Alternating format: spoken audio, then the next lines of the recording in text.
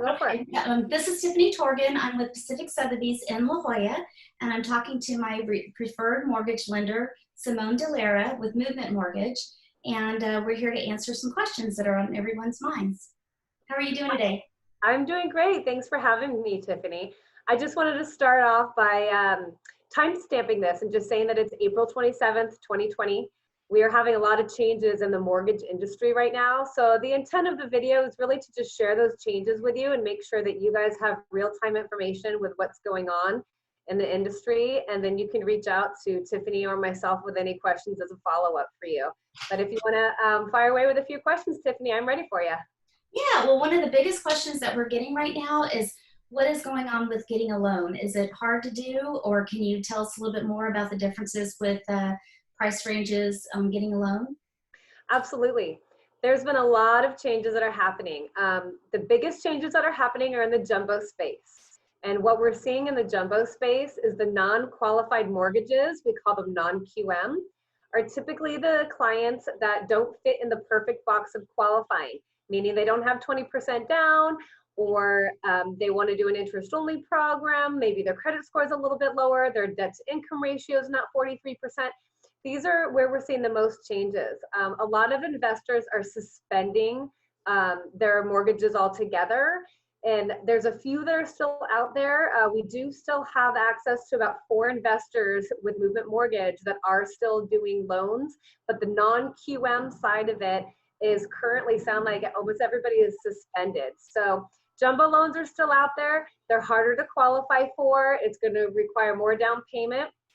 In terms of the conventional loans, conventional and conventional high balance, Fannie Mae did just have an update last week where they are starting to tighten their guidelines as well.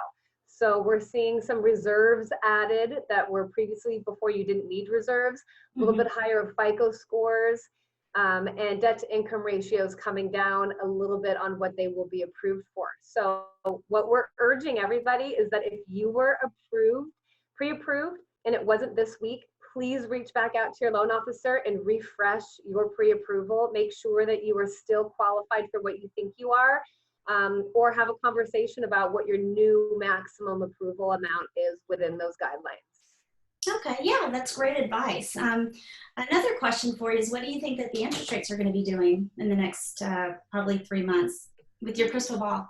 Well, I definitely think that rates are going to stay down for at least a year. You know, the next 3 months, we're probably going to see a lot of volatility as we have not gotten hold on, you know, this virus to even know what the max capacity that it's doing and the damage that it's being done. So once we can measure that, we'll be able to get a better idea. But traditionally, when the economy isn't doing good, mortgage rates are coming down.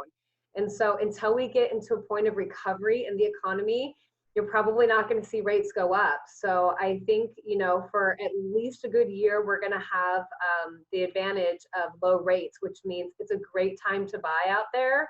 You know, hopefully we'll see a little bit more inventory come on the market for the buyers. And then that way they can take advantage of having inventory and low rates, which is a great combination. Sorry. Oh goodness. Well, we're getting busy over on this side. So I know that a lot of people there's going to be probably a lot of pent up demand is what I'm guessing. I would agree. I think a lot of people are just scared right now. And when people are scared of the unknown, they just kind of sit tight. But I do think that we're going to see some movement once this restriction lifts and people can start going back to work and getting out of their homes and returning to some sort of a new normal, even though it won't quite ever go back to what it was before, I don't think. But we'll all have to adjust and move on, and we will.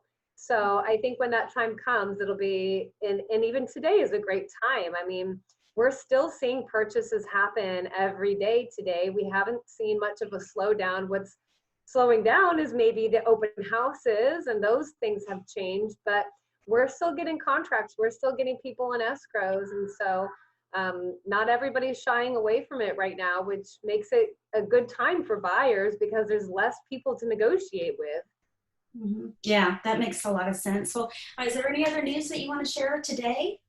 The only other thing I wanted to touch on is the forbearance. I get a lot of questions on people with forbearance with their loans. And so I just wanted to reiterate and make sure everybody knows what forbearance is.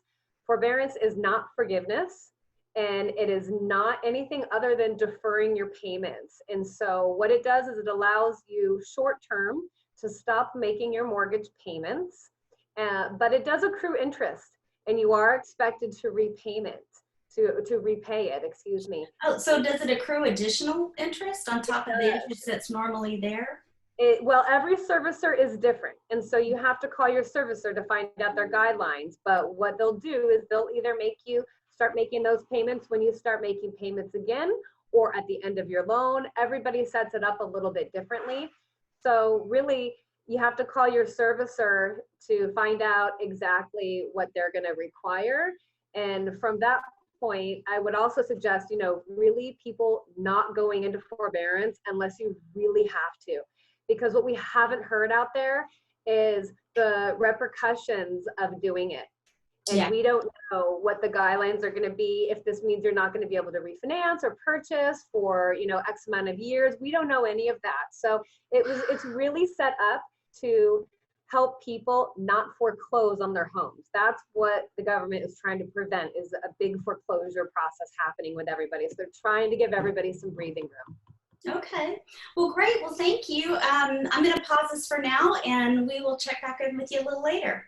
Thanks, Tiffany. Stay healthy and safe out there. You too.